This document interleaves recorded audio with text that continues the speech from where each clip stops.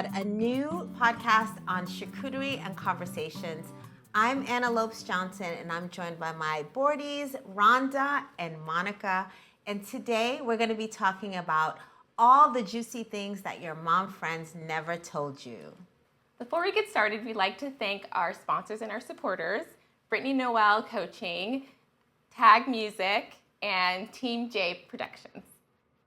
So we're going to talk a little bit about the board that I created for Board Squad today. So I'm really excited about it. So cute. My favorite cheeses is on this board. Is it your favorite? Yes, it's one of my favorites. Absolutely. Can you pronounce it? Let's see. Okay. That's the test. So it's a Merlot Bellavitano cheese, which yum. is like super yummy. Yummy, super rich. You can like taste the crystals in it and everything. It's really Yum. good. Love it. We have like a sesame crostini, some cherries, a little garnish, and a red wine salami. That's really good. Yum, so good. Yeah. Oh, I can't I'm wait. super excited about it. It's beautiful. Yes. I love you. it. I Love love it. it. I love it. So, how do you ladies manage mom guilt, especially when it comes up with regard to working and balancing and managing everything that comes up? How do you manage like motherhood, work, and all the other things that we have to do? I know, that's huge. So mom guilt is very real for me. I totally relate to mom guilt. I think the hardest thing was trying to, or this notion of giving like 100% at work and then coming home and being 100% present with your kids. For me, like the conversion of those 2 points is where the friction hits, and the mom guilt is so real. So what I try to do is the moments when I'm supposed to be present with my kids, I really just try to be present. I don't have any extraneous noise. I don't turn on the phone. I don't answer phone calls. I don't make phone calls in the car with the kids. Yeah. Like I really just try to focus and be present in the moment because, girl, that mom guilt is so real. So real. Yeah. Yeah, for me, honestly, I haven't actually experienced mom guilt up till present. I've been a stay-at-home mom with my son his entire life. I know. There's a whole nother stress that goes with that, Yes. like not getting a break. There's a whole nother stress wow. because even though you have to take time away from your son, Yes. and you have two children, your son and your daughter, and go to work, there is a like reprieve, right, for Yes. being there. You can be your authentic self. Like you're a doctor, you can be that role and not have to carry both lanes, right? And so for me, I haven't actually had that experience, but I am planning to get back into the workforce, and so Monica. I know. I did not hear about this. So now I'm gonna have to navigate this mom guilt, like this, like separating my time and like having to like bank more energy. So when I get home, I'm able to still be present because I know he's gonna notice the difference. So. Yeah, I mean, do you guys have any tips and tricks that you can give us as far as mom guilt? Because I'm sure it's a real thing, but it's so real. It's so real. Do you think though, because I feel like mom guilt is like a bank account. Like like if you spend time with your kids, like you've invested so much time. Do you anticipate feeling mom guilt, or do you feel like you're good? Like he got what he got, and that's it. What do you think? I feel like he has a good foundation. Yeah. So I do feel like it's a good time to venture out and give more to myself to the individual things that I want to do. So I think he has a good foundation. But it's going to be a balancing act of like how to juggle just having my own space and then coming back home and having to still pour into him in the way that I've been doing that he's obviously going to be expecting. Yeah. Right. So I don't know. I think he's going to be expecting it, but I don't think you're going to be able to give it in the same way because you're going to be exhausted. If you do the 9 to 5. And I think you have to prioritize the quality over the quantity more than anything. So it's all about the quality time, even if you don't have as much time. It's just making the time that you do have count. I feel that's super important. Yeah. Okay, good. That's awesome, ladies. Yeah. So today we're going to talk about things our mom friends never told us before having children. Like the things no one says, because would we procreate if we knew these things? I don't know.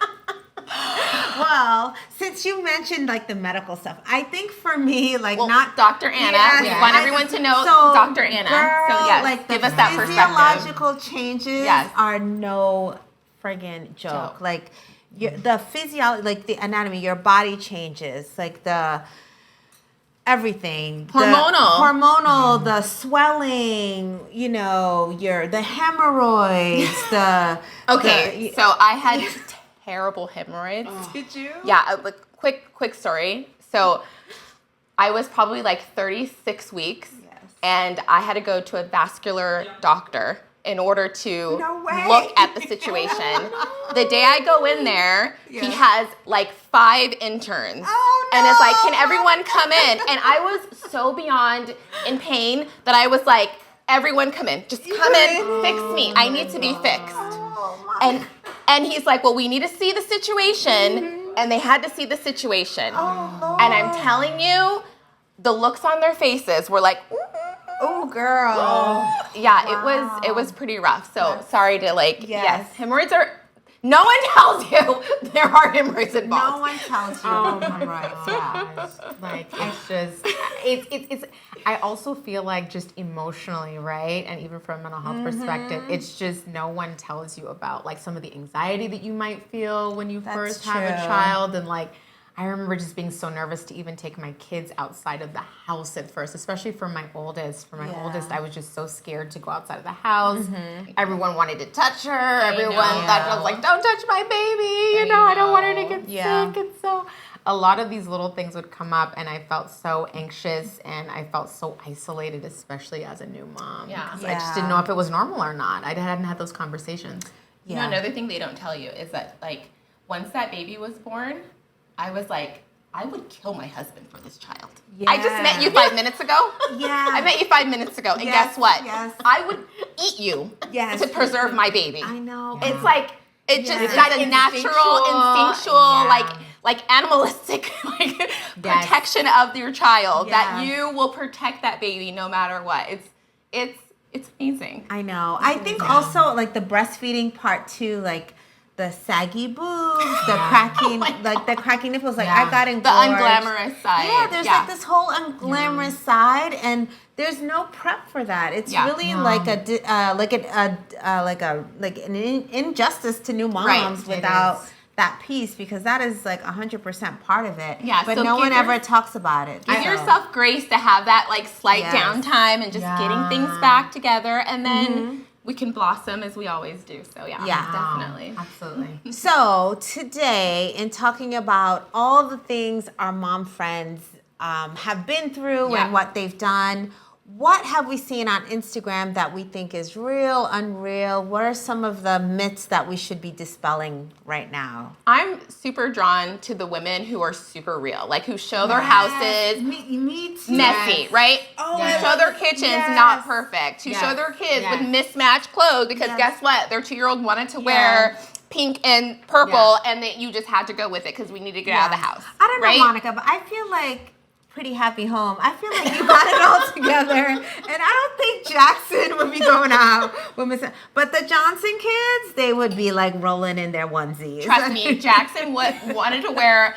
a Hawaii polo buttoned up to here, and some like track shorts, and I was like, "Let's do it, dude. We gotta get out of the house." Hawaii. We did it. No, you have we did it. I love it. The aloha. I love it. How were the Smith girls? I don't know. Were their hair done, nails did, everything did. My kids have a lot of hair. Yes. 2 daughters. Yes. They had a lot of hair. Yes. I injured my thumb at one point doing their hair. No way. I had tendinitis too. Yes, did you?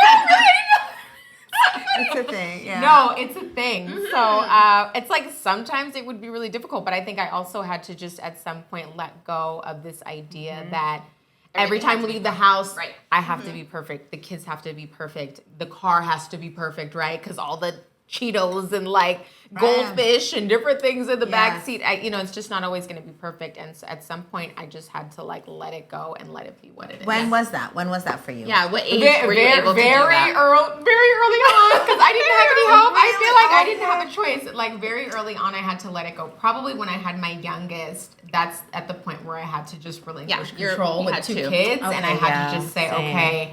Like they're Lean safe, into the realness they're of life. fed. Yes. You know, we're good. And I had to just settle into that and not be worried. And also not be worried about what everybody else thinks or what everybody else might be judging me on. So good. But I had to also just do what I needed realizing to that do. everyone else's car looks the same because we're feeding Cheetos, we're Yes. feeding goldfish. Like, Yes. we're all doing the same thing. I was in my friend's car the other day and literally she's like, I'm so sorry, I have stuff in the car. And like, my kids are older now, but I remember, I know. You're like, I got it. Like, You're good. I'll move the Cheetos and the like, You're good, girl. goldfish to the side. We're surviving. That's what it is. It's okay. It's all I know. I love that. It's I all love good. that. What do you guys miss, if anything, about your life before you became a mom? Is there anything that Ooh, you girl. Oh, girl. Okay, My husband will be watching This this. might not be popular Yeah. because before I had a kid, everything on Instagram was like, I don't remember my life before he came. lies, Like, I don't lies. remember. I remember my life. I remember all of it. Yeah. It was amazing. Yes, yes. I remember my life. Yeah. It's better now because I love my son. Yes. And we have, an amazing life now. But I definitely remember it before. And so I feel like my life now is all about getting him to a place where he's, independent. He can do all the things he needs to do for himself. He can make friendships and, know how to navigate his schooling and education and be responsible and take care of himself and all the things to get him to the place where he's like a full functioning adult. Like, that's my role at this point. Thank you for doing that for the future spouses of America. Right? And globally, we'd like to thank you for that. Hopefully, for that work. He's going to be a great man. I think the thing that I miss the most, like the number one, is that like slow morning that you used to have before kids, when you whatever, you went out on your Saturday night, you had like all the drinks, you did all the things, and then it's Saturday morning and you just in the bed. You get up at like 1:00 and you make yourself like this nice, easy brunch, or you go out for brunch. To me, like that tops everything. No, I agree. I love a slow morning. And like the way my body works now, like I can't. Like even if my kids are gone, my kids are older, my kids are teenagers, they're doing their own thing. My body just naturally wakes up now. I think because of all of those years of being a mom and needing to get up and needing to be sure that they have whatever they need. And so I'm up even if there's really nothing for me to do, and it's hard to relax. It's hard to relax. I think it's that Leo energy, Rhonda. It is. It feel could that. be. I feel that. It could be. But no, I think that's like the biggest challenge, is just like finding the time and finding yourself and making sure that you don't completely lose yourself in motherhood. Because I think it's so important as women that we don't lose, all of ourselves when it comes to motherhood. It's a difficult thing to balance, I think, for sure. Well, I think, that's good advice. Like what you just said, like balancing. I think that's something that we don't tell moms. Some of the things that we don't talk about is just make time for you. And a good piece of advice that I got was from a nurse. And, I was having one of those like really rushed days where I had toddlers and it was just a lot. And she's like, look, she pulled me aside, and she was a mom. She was a woman with no kids. So I really appreciate this. She's like, look, you're going to be a wife, hopefully longer than you're going to be a mom to young kids. So get yourself together. Like she was telling me, like, lean into your feminine energy and like get yourself together. So I really that stayed with me. So that was good. No, it's super important. Yeah. Wow, that's lovely. Yeah. That's really good advice. So something else I wanted to talk about is a little bit about some of the external pressures that come from like society or from like family members or friends or other moms, because the reality is sometimes the pressure comes from other moms to be perfect or to present in a particular way. And how do you guys manage or balance like some of the messages that you're getting from all over the place about, what a good mom is supposed to do or what a good mom looks like? What do you guys think? I mean, I'm guilty of trying to look like I've got everything together and the house is perfect and cleaning up before anyone comes over and not expressing my stress at times to just feel like I look like everyone else. I mean, I think we all struggle with that, we have this, social media environment that we're all living in and everything, on Instagram looks perfect. So it's easy for us to think like that's what our life really should be looking like when it's not reality. Right. So I don't know. I vacillate between the two. Sometimes I try to be perfect and then other times I'm like, this is who I am. Like, I just need to be okay with it. Girl, I gave up. Like I tried.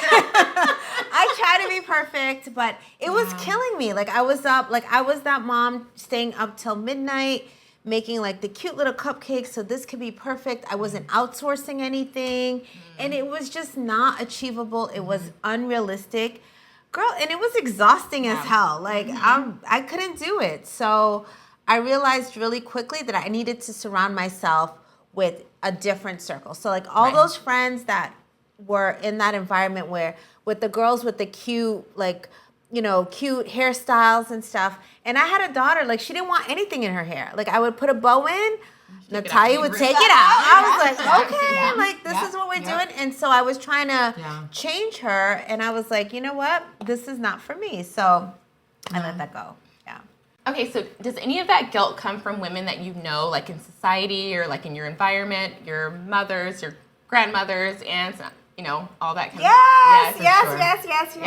Yes. For sure. Like I always say, like lies of omission. I'm always like, lies of omission when it comes to motherhood. Right. And, you know, I think growing up, especially like in church, I grew up in church. So a lot of the folks that I was around and the moms were in church. And so, again, everything was so focused on being perfect and presenting in a particular way and, you know, never leading with your deficits or never admitting to any of your deficits. And so, you know, I always say I'm a recovering perfectionist because it was something that was really difficult for me to overcome. Yeah. But at the same time, it's just not sustainable. And I feel like even now at 43, like I couldn't sustain it. At some point, I just physically couldn't sustain it. Emotionally, I couldn't sustain needing to be perfect or present in a way that I thought might be as close to perfection as I could. At some point, I just realized it just wasn't attainable and it wasn't sustainable. Right. Yeah. And there's really no point. Yeah. It's not healthy, that part. It's not healthy. And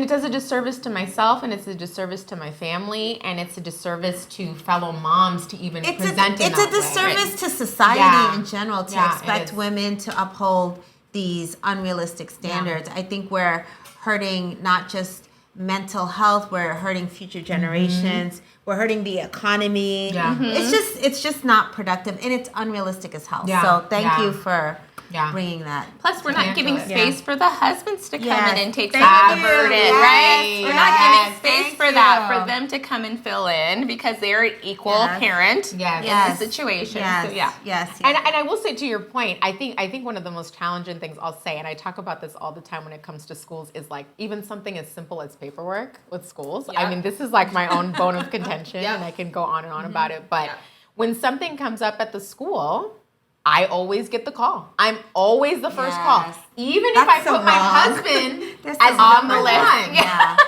And I can think about when my kids are really little, they will call me first. Or if I'm out of town for work and then I come back, something will have lagged and I'm like, why didn't you tell my husband? He was here all week. Right. We just wanted to wait for you. So it's a societal thing too. Like sometimes even when I put my husband first on the list to call, I still get the call first because there's some weird expectation that I'm supposed to respond for my husband. Yeah. Exactly. So in like piggyback on that point, what is your most vulnerable mom guilt moment? I know for me, so both my kids fell off the bed, and you know my son got locked in the car. So that was like I felt it was just anxious and it was all the things. But how about you guys? What other mom guilt moments do you guys have? I mean, there's been a few.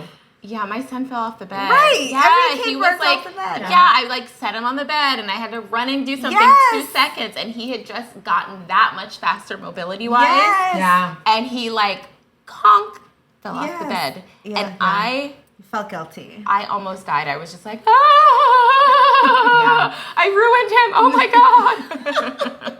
I probably just caught my daughter. If I remember, my oldest, we had like this super comfortable couch. I was talking about this the other day, like the most comfortable couch ever. You gotta tell me what it is. Oh my God, I'll tell you that. Like the most comfortable couch of my life. Super comfy. We would sleep on that couch sometimes. And like I would just rest and take a nap with her there.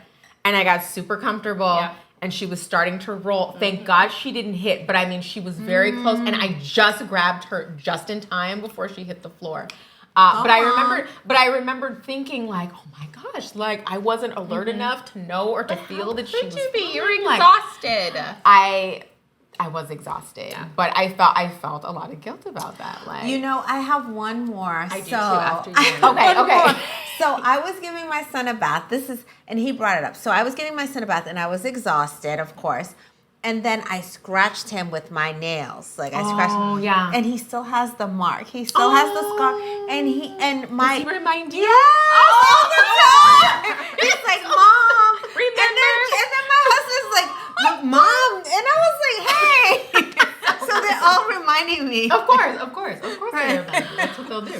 So rude. Oh my goodness. So my mom guilt moment is, so my son was 3 when COVID hit, right? Oh, COVID baby. Yes, he was a COVID baby. And so I'm a stay-at-home mom, but he had just started preschool, going like 3 days a week, half days, right? So he only went for like 3 months, and then COVID hit, shut down, his preschool closed, done. So I had my child from then until he started TK. What? He never went back to school. Okay? What? I managed this child who was a very active Yes, he's very active. child. And by the time he was ready for TK and going to school, I was done. I was like, take him. Oh take my him, gosh. Right? So the school, they get out at 2:25 every day, but Tuesdays are 1:25. I forgot him. Oh my At gosh. Oh my gosh. He was 4 years old. The teacher texts me, And it's like, excuse me. and by the way, I wasn't out and about. I was on the couch because I was recovering. Did you have wine that day? No, I didn't have wine that day. I was on my phone. I was on my phone. Yeah. Okay? Listen. Shut up. And I'm telling you, I wasn't doing anything. I was You're just just tired. recovering from having a child all the Recovering time. motherhood. Motherhood. And the teacher's like, your son's in the office. Did you have guilt? I was so guilty. Oh, I know. felt awful. Did you? So by the way, meanwhile, the school is right down the street. I drove my car like a bat, drove down there super fast. And first thing he says, Mom, why did you forget me? Oh my God. I was like, get in the car, we're going to get a Happy Meal. Did you get tell him? whatever you want. Did you tell him? Like, hey, I was tired. Like, that was a I was like, teachable Mom moment. forgot on Tuesdays that you get out early. And we make mistakes, like as moms, we Yeah, make we're mistakes. humans. We're humans. You get a Happy Meal, buddy. Let's do it. Let's go. I Let's felt- go. Mommy yeah. gets a bottle of wine. You get a Happy Meal. Mommy gets a bottle. I my love it. I love it. Well, good. This has been so good. Well, thank you, ladies, for sharing. Yes. I hope this episode has been enlightening. We've been talking about all the things your friends have not told you about mom guilt, what happens below in pregnancy, and all the other juicy materials. So this has been great. I hope we see you next time. Next episode, we're going to talk about mom hacks. Oh, mom hacks. We're going to talk about meal prep hacks. Oh, hey, meal prep. Easy snack hacks. Yes. Right? All the things. Yes. I've got a laundry list of Costco things. I know you do. Pretty happy home. Just make your life so much easier when it comes to after school snacks. I know. Easy dinner prep. You are like the organizing. You I feel are. like we got that. We got that, We're right? going to organize your lives, okay? Yes. For sure. Thank you so much for joining us. If you liked what you heard today, please be sure to like and subscribe at The Board Squad, and we hope to see you next time. Cheers. Cheers.